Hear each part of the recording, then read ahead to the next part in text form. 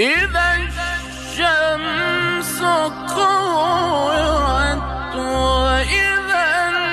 النجوم انكدرت وإذا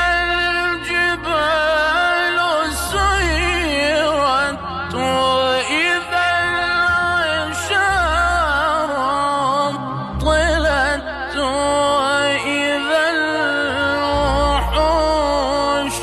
حشرت وإذا البحار